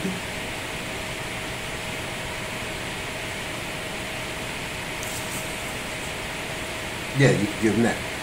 That's what it's under, calf worship. Okay, yeah, we're in calf worship. It says, I'm gonna go down to the end of. We're probably in the middle of the verse. second paragraph, beginning of second paragraph. Excuse me. It says calf worship. It says Aaron made a golden calf in order that the people might worship Jehovah under this form. Okay. So it lets you know that the golden calf is named Jehovah. And the golden calf is your bull. Okay? The golden calf is your bull, which represents Jehovah, which represents Baal. Okay? So read this part again where it says the sacrifice of bulls. A feast. It says, a feast of the new food and of bilberries, the sacrifice of a bull. So they were sacrificing the bull, which is Jehovah, which is Baal, which is the sun god, which is Beltane. They're sacrificing him now. They're killing him now. He's dying off. That's what the turning of the wheel is. Okay? So the summer months are starting to die off and we're going into the darker nights. So the sun is dying off. So Baal, which is the bull, which is Jehovah, is dying off. So we're going to sacrifice him. Read the rest. Says, the Puck Fair is held each year in early August in the town of Kilgore, County Kerry. It has been traced as far back as the 16th century, but is believed to be a survival of Lugnasio festival. At the beginning of the 3-day festival, a wild goat is brought to the town to be crowned king, and a local girl crowned queen. So now that they sacrificed the bull, which is Baal, which is Jehovah, he's our guy that rules the summer months. But now that the summer months are dying off and we're going into the dark nights, he's inside the belly of Semiramis to protect her. But who is the wheel turning to? Remember, Lugnasio is the turning of the wheel. So who is he passing the torch to? So now that we killed off Baal, the bull, Jehovah, now we crown the wild goat. They said they did a 3-day festival to where they brought a wild goat into town and crowned him king. So now the wild goat has been crowned king. And they brought a local girl in and crowned her queen. So they brought the goats in. Alright, let's see what the scripts say about the goats. Let's go to Leviticus 16 and 5. Go ahead.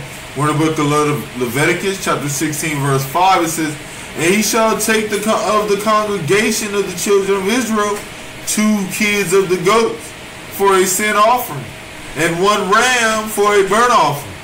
And Aaron shall offer his bullock of the sin offering, which is for himself, and make an atonement for himself and for his house. And he shall take the 2 goats and present them before the Most High at the door of the tabernacle of the congregation. And Aaron shall cast lots to the 2 goats, and one lot for the Most High, and the other lot for the scapegoat. So we got 2 goats, and the Most High told Aaron to cast 2 lots upon the 2 goats, 1 for me, 1 for the Most High, and 1 for the scapegoat. Go ahead. Verse 9 says, and Aaron shall bring the goat upon the Most High, which the Most High lots fell, and offer him for a sin offering. But the goat on which the lot fell to be the scapegoat shall be presented alive before the Most High to make an atonement with him, and to let him go for a scapegoat into the wilderness. So they had 1 goat that they took for the Most High, and then 1 goat that they kept alive to use as a scapegoat into the wilderness. Verse 11. Verse 11, and Aaron shall bring the bullock of the sin offering, which is for himself, and shall make an atonement for himself and for his house, and shall kill the bullock of the sin offering, which is for himself. Okay, skip down to verse 20. We're in Leviticus chapter 16, verse 20. It says, and when he hath made an end of reconciling the holy place, and the tabernacle of the congregation, and the altar, he shall bring the live goat. Now he has a live goat. Let's see what he does with it.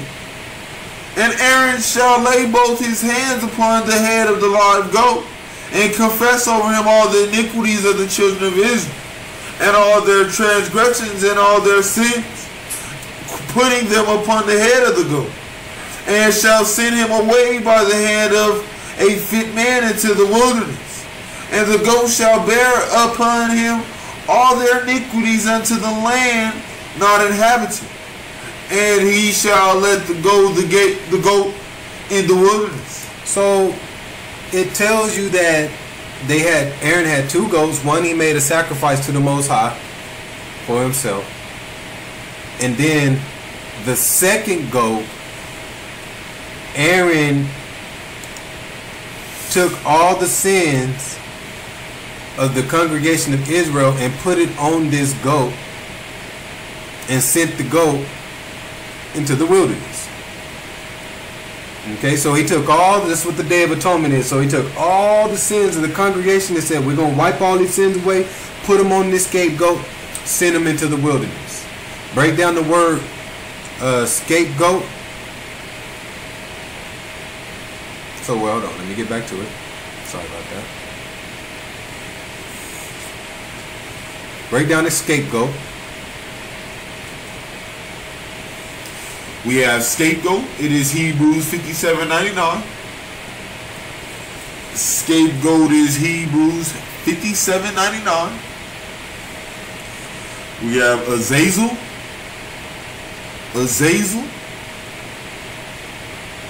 And it is A-Z-A-Z-E-L. Azazel. A-Z-A-Z-E-L. And it is goat of departure.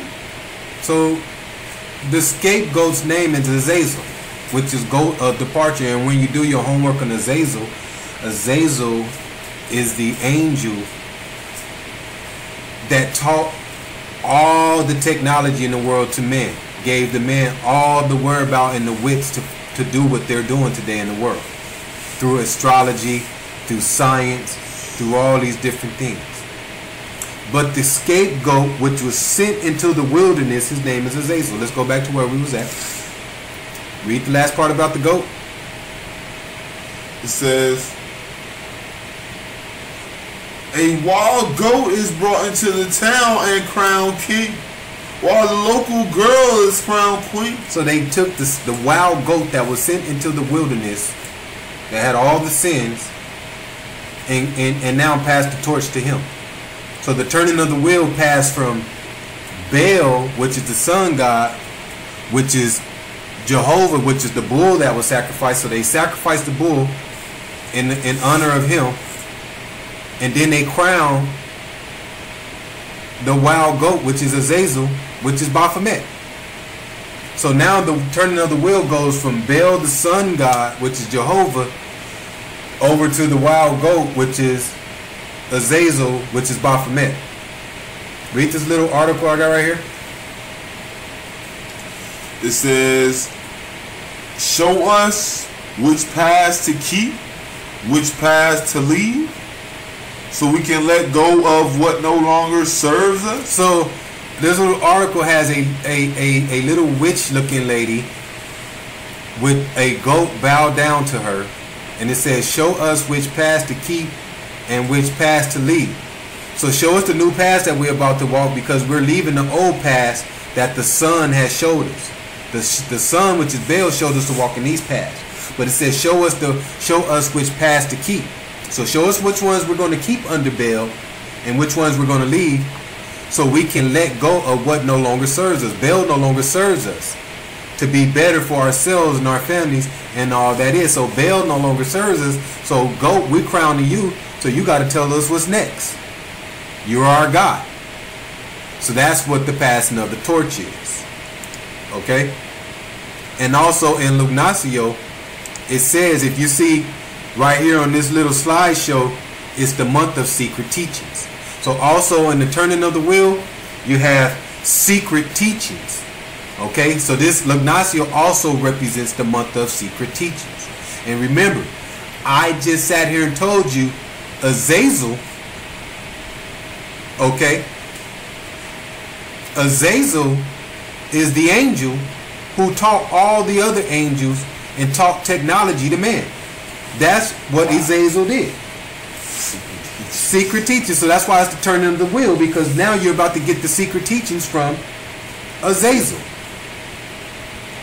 All right, hold on. Give me a second. Let me show y'all. Let me show y'all. Let me grab my book and show y'all that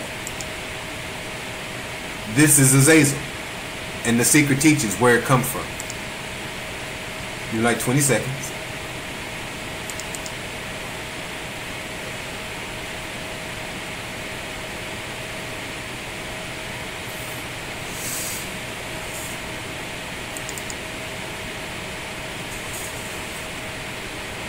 We're going to go into the book of Enoch. I didn't have this on, but I'll pull it up real fast, and we'll just take a quick minute just to show you what it means by the secret teachings.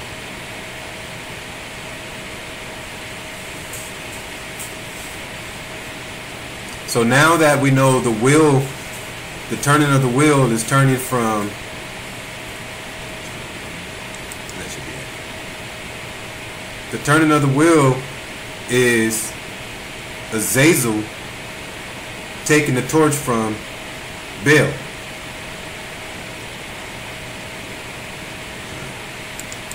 You know what I'm looking for. Let's see. It's in 8. Okay, there you go. Right there. It's right at 8 and 1. I knew it was 8. So go ahead and read that to me real fast. We're in the book of Enoch. We're in chapter 8, verse 1. It says, hold on for a second. Maybe.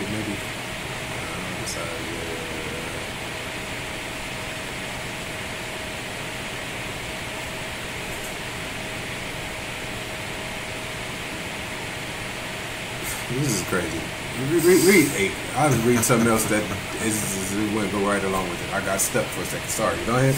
We're in 8 and 1, chapter 8, verse 1 of the book of Enoch. It says, and Azazel taught men to make sword, knives, shields, and breastplates, and made known to them the metals of the earth, and the art working with them. So it says Azazel taught men to make swords, knives, shields, breastplates, and made known to them metals of the earth, and the art of working them. Go ahead. And bracelets, ornaments, the use of anatomy. The use of anatomy. Learning how to work the body. Go ahead. And the beautifying of the islands, and all kinds of costly stones, and all coloring tinctures. And there arose much godlessness, and they committed fornication, and they were led astray, and became corrupt in all their ways. And Jaza taught enchantments and root cuttings. Okay. So it says, so Azazel came in and taught men all the technology on how to make weapons, your internet, everything that you're using, all the teachings, the secret teachings on how to do this stuff. So the secret teachings for the month of Ignacio comes from Azazel. And Azazel is the scapegoat that we just broke down, that goat that they just crowned, that just took the head roll from Baal. So the turning of the wheel. They sacrificed the bull, which is Baal, and then they crowned the goat, which is Azazel, which is Baphomet. Because when you start looking up Azazel, all it is Baphomet. Alright, let's go to the next one. We got, what, 2 more? Let's try to hurry up and close this out. Got like 15 minutes left. Go ahead. We're touching Mabon. It says, in September, we also bid farewell to the harvest lord who was slain at Lammas. So remember, Ignacio, which is the same as Lammas, they said, so in September, so now at the beginning of September, Mabon is the celebration of the farewell to Baal, who was slain at Lammas, which was the goat. I mean, the bull that was sacrificed. That's the only person that they talked about being slain in Lammas. So you can put it together. It's easy. Go ahead. It says he is the green man. He is the green man. So the Lord that was slain in Lammas is the same green man that we've been talking about, which is Baal. Baal-tan. Go ahead. seen as a cycle of nature, the plant kingdom. He is harvested and his seeds are planted into the earth so that life may continue and be more abundant. Mabon, which is great son, is a Welsh god. He was a great hunter and with a swift horse and a wonderful hound. He may have been a mythologized actual leader. Mabon is the witch's thanksgiving. So Mabon is the witch's thanksgiving. And remember, Lugnacio was just the origin. They had the same origins of Thanksgiving in Lugnacio. So it says the things that they did in Lugnacio was the same origins. But it says right here, Mabon is the Thanksgiving for the witches. Why is it the Thanksgiving for the witches? Read it. It says, a time to... Read it, Mabon. Read that part again. Mabon is. It says, Mabon is the witch's thanksgiving. A time to appreciate and to give thanks to the goddesses for her bounty and to share in the joys of harvest. Fall fruits, squash, gourds, pumpkins, grains, nut breads, vegetables, a magical maiden. So these witches are giving thanks to the goddess for sharing all her love through the harvest season and to give them their peak power.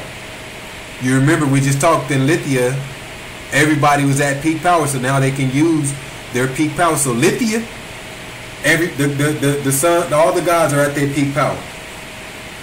And then the very next one, which is Lugnacio, they come in for the secret teachings. So now that everybody's at their peak power, the very next month they all come in for secret teachings. And then during these secret teachings, they get all the new rituals and all the new things to do now that they're all at peak power. So then the next month, the witches are giving thanks to the goddess for allowing them and giving them their peak power and allowing and giving them the secret rituals that they received in the month before. So now that they have the secret rituals and now they're at peak power, they can do their magic. The witches can go to work. So they're thankful. Go ahead. It says a magical maiden beverage. Hard apple cider. Apple rules the heart. Cider alone is a self-love potion. So apple cider. So if you love apple cider, it just shows you right here why you love the apple cider. Hot apple cider. Go ahead. By spicing it with cinnamon, ruled by Jupiter and the sun, we are in essence ingesting the sunlight. So using this love potion, which is apple cider, is spiced up with cinnamon, ruled by Jupiter and the sun. So there goes another planet. So Venus was used with Ostara, and now Jupiter is being used in the same sentence as sun, which is Baal or Baal. So it lets you know through these religions and through these worships, they're using the planets right along with them to help them complete this mission. That's called Greek mythology. Alright? So when you break down Greek mythology, that's why they're doing what they're doing. Alright, let's get to the next one. We got about 10 minutes left. Next one. We have Samhain. And it is the occult word for Halloween. You can't get that? You want me to read it? I'm probably able to get it. Let me see if you want to make it bigger for you. Make it bigger. Is it hard? There you go. Yeah. I want you to read that. Yeah, read that. Then I'll bring it. I'll slide it over for you to read the next part. Read that part. It says Samhain, October 31st. Sorry for the littleness of it, but It says, we say farewell to the God. This is a temporary farewell. He isn't wrapped in eternal darkness, but readiness to be reborn of the goddess at you. So it says Samhain, which represents Halloween. Now remember, Mabon, which was the witch's holiday, is right around what they do on September 5th. What's that? Memorial Day or Labor Day? Labor Day. Labor Day? So Labor Day is September 1st. That's right around Mabon. So I'm just trying to link up these days that they're doing. So when they're celebrating Mabon and giving thanks, you're celebrating Labor Day and giving thanks and chilling for the weekend. Like, man, thank you for not letting me work. You happy. Okay? So it's the same type of traditions. But Samhain is Halloween, and they said on Samhain, this is a farewell. So this is another month which is a farewell to Baal. And the farewell is not it's not a forever farewell. That's what it says. It's not an eternal farewell. It's just only a farewell until he's ready to be born of the goddess at Yule. And remember, we broke down Yule in Beltane when it says that she was getting ready, impregnated once again for the next Yule. So the baby that she's carrying is about to be born in Yule. And it says, hey, we saying farewell to Baal, but no big deal. He's coming right back, and he's going to be reborn to the goddess at the month of Yule. Go ahead. It says, Samhain, also known as November Eve, Feast of the Dead, Feast of Apples, Hallows and All Hallows, once marked the time of sacrifice. So we can stop right there. So it says, Samhain is also known as the Feast of the Dead. Alright, so Halloween represents the dead.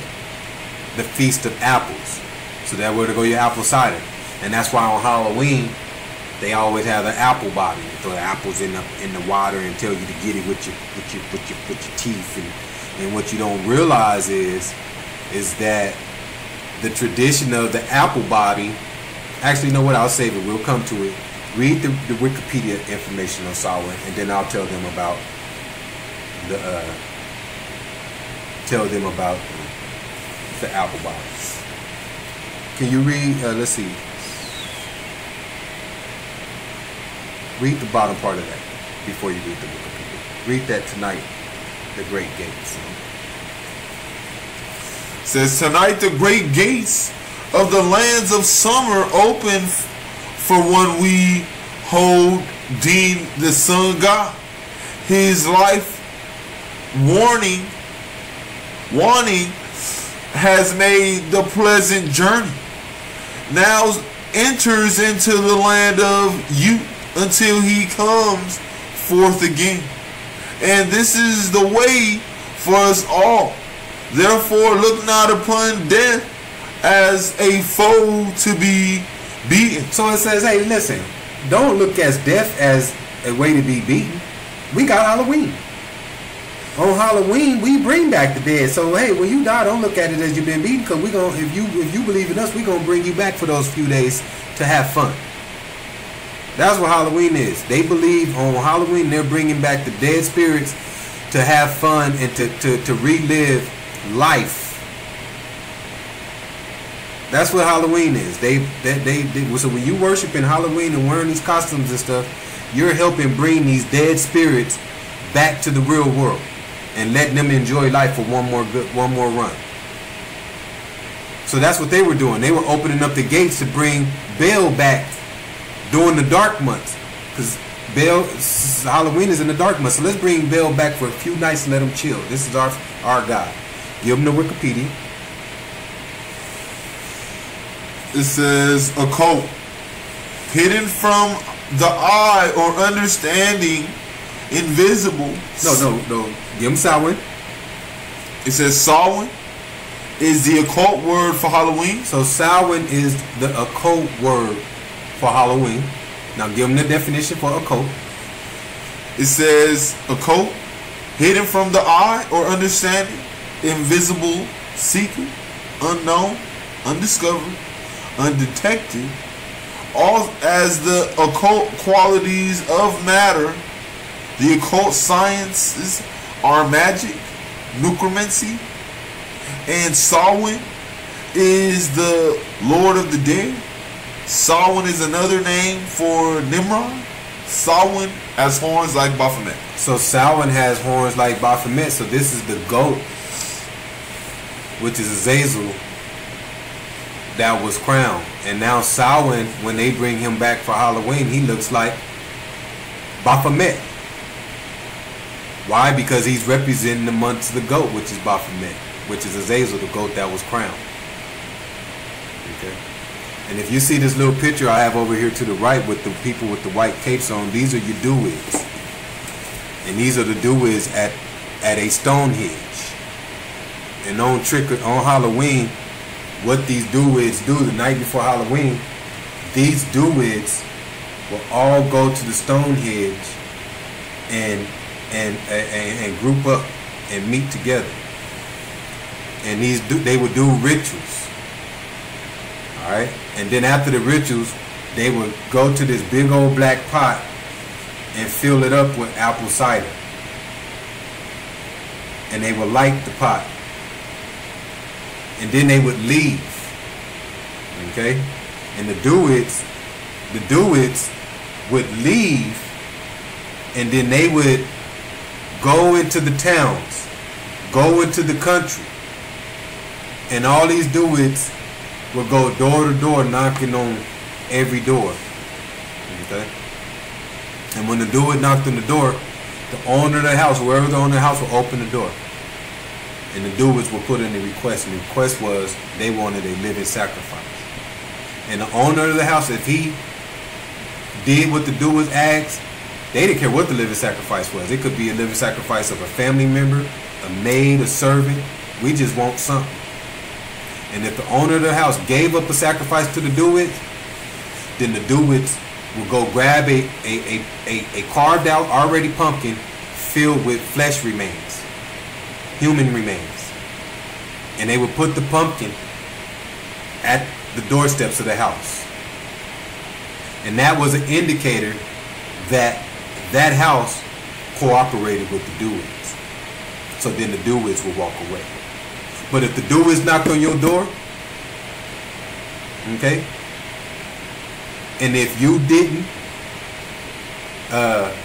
cooperate with the Druids, so the first part, that was your treat. Okay?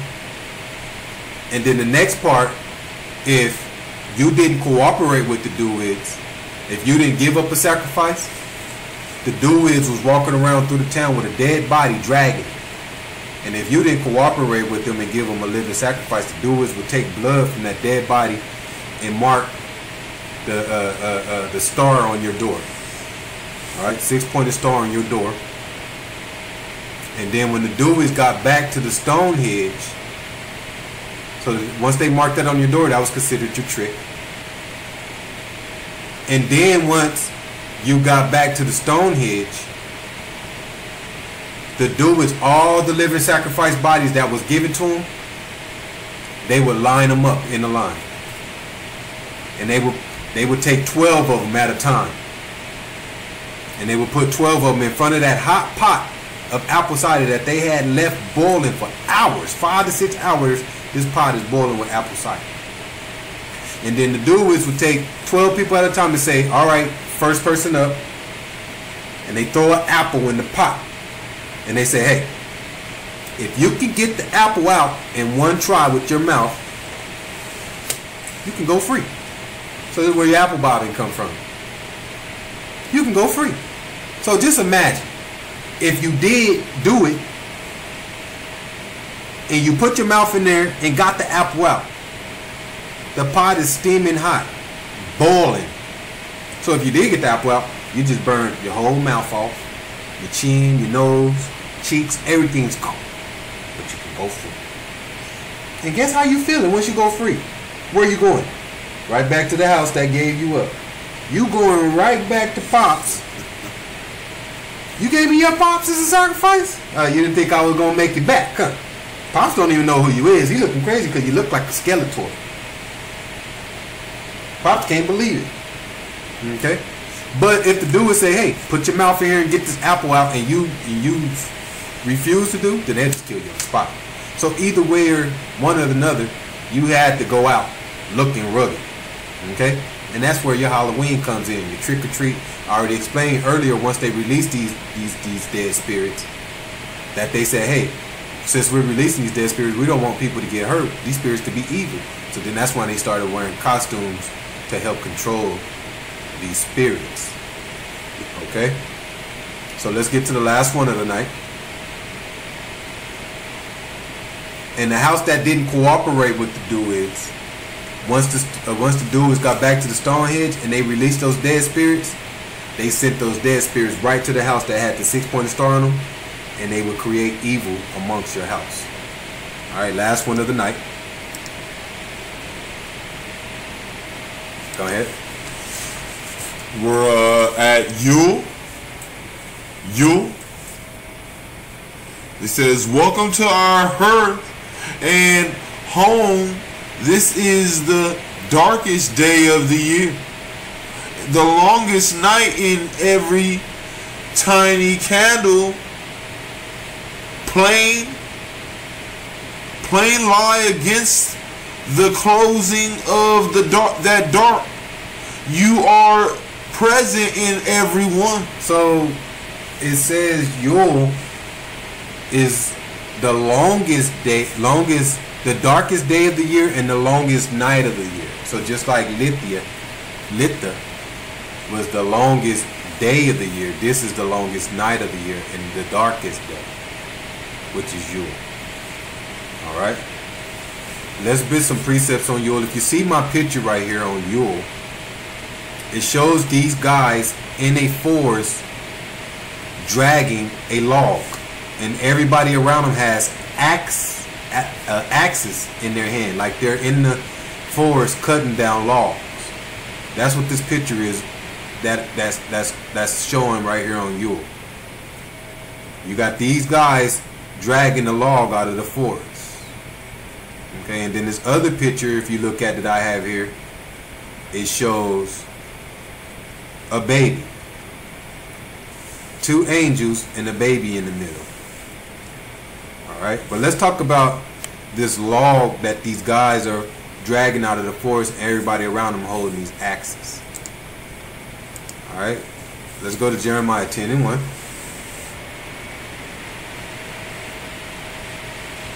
We're in the book of Jeremiah, chapter 10, verse 1. And it reads, hear ye the word which the Most High speaketh unto you, O house of Israel.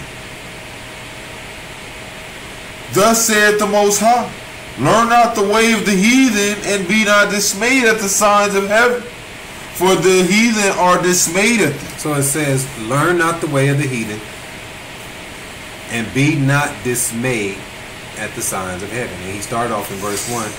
Hear the words which I speak unto you, O house of Israel. Learn not the way of the heathen. What I'm about to explain to you, this is what the heathens do, because they are dismayed of my signs. Verse 3. Verse 3. For the customs of people are vain. For one cutteth a tree out of the forest, the work of the hands of the workmen with the axe. So it says the custom of the people are vain. Why? Because they are in the forest cutting trees out with the hands of a workman with an axe. That's the picture I just showed you. Go ahead. They deck it with silver and with gold.